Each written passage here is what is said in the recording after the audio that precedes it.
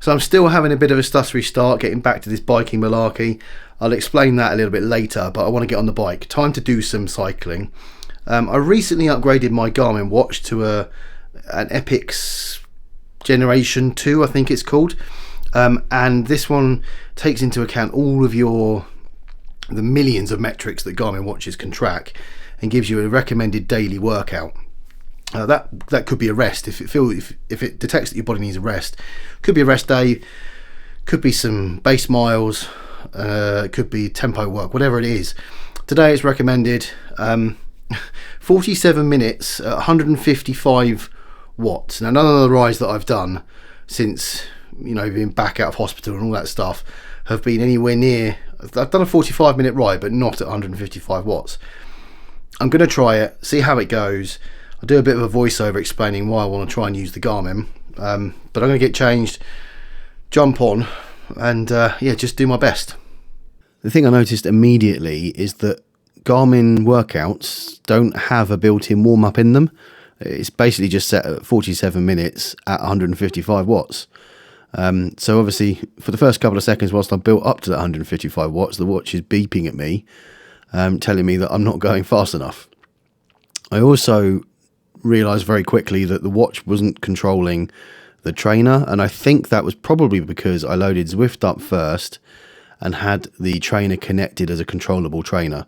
So Zwift was doing the work, essentially changing the hill gradients as usual, rather than the watch telling the trainer what to do. So I'll have to think about that for next time. But what that meant is I didn't have erg mode, and I had to try and stick to the 155 watts myself. That's a challenge in itself. It's not something I certainly haven't done it very often, if ever, tried to hit a watts target on my own. And going up and down the hills was interesting because it took me a while to select the right gear to make sure I hit the watts target. I'm sure you guys have all had this before, and you either use erg mode or you don't. But it certainly was new for me. So it took me a little while. Some of the slightly hillier bits on this course made that a little bit more difficult, but I did start to get the hang of it. I did also suffer a little bit with dropouts, both my trainer and my heart rate monitor, and actually the cadence sensor as well. But the cadence is driven by the trainer. I don't know whether that's because I've got everything connected to multiple things. So the trainer's obviously connected to my watch, as is the heart rate monitor. Heart rate monitor is also connected to my phone because I track that on Polar. So maybe it's just because everything's connected to too much stuff. I don't know. Maybe I've got a bit of a connection dropout issue that's separate to that and will sort of shed its light in future rides. I don't know. It didn't really affect me enough on this. Clearly in the middle of a race, although racing's a little way away for me, that's going to have a bit of more of an impact, but something to keep an eye on going forward. I want to touch a little bit on the recommended workouts by the watch. I think there's a lot of my historical data. So I used to have the watch connected to my Zwift account. My Garmin account is connected to my Zwift account. So the Zwift rides would be sent to Garmin, and then my watch would do all the calculations and give it training scores, etc. I've broken that link so that the watch is doing everything. So everything that the watch needs to have, and keeping that separate from Strava and from Zwift, so that when it's designing these workouts or thinking about the metrics, I know that it's got all the data that it needs. It's not trying to derive it from Zwift's data. I don't know whether that's going to make any difference or not, but I thought I'd just do it that way just to give it the watch a good chance. And I just found it very interesting that it selected this base ride at 155 watts, which is clearly more than I'm capable of doing for a base ride. You can also change it so that it looks at heart rate rather than watts. And I actually did a ride on Monday where it was a suggested base workout again that was 123 beats per minute. And I did that one, and I think that just registered it as a recovery ride. This ride, once I'd finished this one, it registered it as a tempo ride. So I think there's it just needs more data from more rides to kind of put together future workouts to see what you're capable of. And maybe either my historical Zwift data is, obviously I was a lot stronger rider a little while back, or it just needs new data now, recent data to make better suggestions. I don't know. It'd be interesting to see what is suggested after this ride for the ride tomorrow. So why have I decided to take a look at these Garmin workouts? As I alluded to in the intro, one of the main reasons is just something new, something to give me that little bit of extra motivation to get on the bike. Not that I necessarily need it. I'm excited about getting going on the bike and, touch wood, not being ill again. But I quite like the idea of waking up in the morning and seeing what the watch is suggesting for today's ride. And if that suggestion is a rest, it's quite nice to just be given permission to have a rest. And then maybe over the longer period, it will get me back to being able to ride a little bit better, a little bit stronger, a little bit longer, and just feel better about my riding. Now, I also know that I'm not going to necessarily be able to do every workout it suggests. 5 or 6 days a week, if it suggests that, I'm just fitting it around family life at the moment. I've got an 8-month-old who's about to have an operation. I've got an older daughter and he's ferrying around to classes and off school clubs and all of that stuff. Just fitting that in around family life at the moment is going to be tough. But I like the idea that the watch will adjust to that. If I don't ride the workout it suggests one day and it sees that I am rested and recovered well, then maybe it'll suggest a slightly harder workout the next day. Or if I do manage to get on the bike, if it suggests a rest day, but I've got time to get on the bike and I know I'm not going to be able to for another couple of days, I can still do something when it will build into the metrics and then adjust the future plan accordingly. I quite like that. It's quite a good idea. Done a little bit of looking online. Quite a few people have had a bit of success with using the daily suggested workouts. Got its little quirks and stuff, but hopefully it's just going to get me riding a little bit more. And as I say, get me a bit fitter and back on the bike a little bit more, and hopefully not too long back to doing races. I can race with the T2.5 guys on a Thursday and stay in with that group. So the next day now, Friday lunchtime, just walking down to get some lunch, and the sun's out. It's been raining for a couple of days. It's quite nice to have a bit of nice weather. So as I said, last night's ride was classed as a tempo ride. That was at 155 watts. Today's ride, it's recommended 150 watts, and it's still supposed to be a base ride. So I think it's going to take a few rides for it really to work out where I'm at and my ability and where my base rides really should be. Secondly to that though, I'm not sure I'm going to have the time to get on and do the ride today. Being Friday, we've just got after school clubs and stuff that happen, but I'll definitely get on and do 1 or maybe 2 rides at the weekend, so we shall see. I mentioned that I wanted to talk about what had happened the last sort of few weeks. So after getting over the COVID, starting to ride again, we came down with a sickness and diarrhea bug in the family, which just knocked us all out again for a bit. It's been never ending, and one side effect that's had is, if you've watched the channel for a little while, I've mentioned before about the stomach issues that I've had, and because of the experience I had for 18 months, it was a long time I was going through it, of constantly feeling like I was going to be sick and horrible. Whenever that happens to me now, I get this huge sort of pang of anxiety and stuff about it, because it was horrible. And so I've been struggling the last couple of weeks with just anxiety about leaving the house or having a bad stomach and stuff. It's not been very nice, and I nearly went to the doctors to kind of discuss it with them and see if there's anything they can do,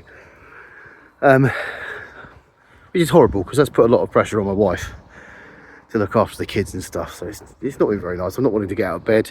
I haven't missed a day of work. I've done my work. It's that niggle that's always in your mind, and you never wanting to go and do anything just in case something happens. But definitely feeling better now, and feeling good for getting on the bike a couple of times this week, and long may that continue, and we can start to get some decent miles in and start to get back to somewhere around the level that I was at before. So Saturday morning, and the watch is suggesting an hour and a half workout at 150 watts, which is living in cloud cuckoo land. I don't think I could do an hour and a half on the bike without a lot of discomfort at the moment, and I certainly couldn't do it at 150 watts. So I kind of got two options in my mind. Number one is to just get on the bike and ride for an hour at whatever pace I feel comfortable. That will be my first hour ride back on the bike. Or I try and get the watch working with the trainer, set it at 150 watts and just do as long as I can. I'm not sure which one is better to give the watch the data it needs, to maybe bring those base watt suggestions down a bit. But I'm going to get changed and decide what to do, and then I'll let you know which one I did and how it went. I decided to stick the trainer at 150 watts and see how long I could go for. I managed to get the watch controlling the trainer, which is really good, but still had Zwift up. I did the Cheddar Gorge climb and ticked that off at the same time, which was quite good. So it gave me something visual to look at whilst I was doing it. I think I did that climb and I was back down the bottom after about half an hour, 35 minutes. And I was starting to struggle a little bit, but I thought, okay, well, I'm not going to do the hour and a half that the Garmin was saying that I should do, but I think I could possibly get to the 47-minute base workout that it was suggesting earlier in the week. So I managed that. I did the 47 minutes at 150 watts, and I was struggling. The last 10-15 minutes were tough, especially my legs needed a break, so you back off and then the trainer ramps up in difficulty, then it's hard to get it going. So the last little bit really was quite difficult. I could never have done the hour and a half that it was suggesting, but still managed to do that. And afterwards, it did class it as a base ride rather than, was it a tempo ride that it had classed the 155 watt ride during the week at. So maybe that 5 watts difference is what shifted it down. It'll be interesting to see what the watch recalculates at later on in workouts. Today's suggested workout, I'm just looking at the watch, is a threshold session at, I think it's 48 minutes with 2 sections of 7 minutes at 245 watts. I'll be honest, today I don't think my legs have got it in them after that ride yesterday. It's going to take me a while to build up to be able to do some of these. So I'm sure that the watch will just roll it into tomorrow. 2 lots at 7 minutes of 245 watts isn't going to be an easy one. We'll see if that's re-suggested tomorrow on Monday, and decide whether I'm going to do that then. But I've really enjoyed it. Managed to get back on the bike 3 times this week. Monday felt a little bit of a waste doing that ride at the suggested 123 watts. On the Garmin, it suggests you either do it at a heart rate target or a watts target, and the two are clearly not aligned, because Mondays I did it at the heart rate target of 123 watts. It was really easy, and it classed it as a recovery ride, so a bit of a wasted time on the bike, but it's time on the bike nonetheless, I suppose, and then another couple of good rides. So I'm just going to continue in the foreseeable future and hopefully just build up some momentum and feel good for being back on the bike. Off the bike stuff, I did go for my heart scan last Sunday. The person who was scanning it said he couldn't spot anything that was a problem, which is good. I then had to ask lots of questions. They don't seem to tell you things that you should really need to know unless you ask about them. I said, well, does that mean I'm all clear? He said, no, you'll have to wait for the doctor to contact you in 1 to 2 weeks. I'm still waiting for that. Probably have a follow-up. And then it just took lots more questions for him to then suggest, actually, you're going to have to, because they've spotted something, it was something in my bloods. If this doesn't tell them why that's happened, there's possibly another issue, which I'm going to have to go back for more scans and stuff for. So, yeah, it went from really positive ending to the scan to being, actually, maybe they've not found the problem. So I'll let you guys know when I hear back and see what comes of that. No one's told me not to cycle or anything, so I'm going to carry on as I am. Just wanted to also mention the T2.5 rides. If you're new to Zwift or a bit of a beginner or a decat like myself and you want a nice group or company to come and ride with, come and join the T2.5 community. The links are all in the description below for the Discord channel. We do have a Facebook group, but it's kind of gone a little bit dormant now. Discord is where all the chat happens. And we do a couple of rides a week. We do on a Tuesday evening a banded group ride. So it doesn't matter if you ride at 5 watts or at 5,000 watts. The band the rubber band keeps us all together, and the group, so you can just come and join in on that one. That's a really good one for beginners rides. And then Thursday nights we do our races, which are usually a chase race. The D category go first, the C's go after them. I think it's a minute and a half. Then the B's go a little bit later, and then the A's, and everyone's trying to catch each other. And usually, sometimes that comes down to a sprint to the line between quite a few categories. So if you're a little bit new or a little bit nervous about that, we're a nice, small, friendly group, and not too many of us. And we just have a bit of a laugh and a bit of banter on Discord as well. So come along, and the links are all in the description below. Join the Zwift Club too. But I think that is everything for this week. Really positive to be back on the bike. Thank you, as usual, to all of the channel members coming up the screen right now. Your support, as usual, is incredible, so thank you. And yeah, hopefully continue getting back on the bike next week, doing some more, pushing myself a little bit. I feel like those rides this week have given me a bit of a challenge. They've not been easy rides.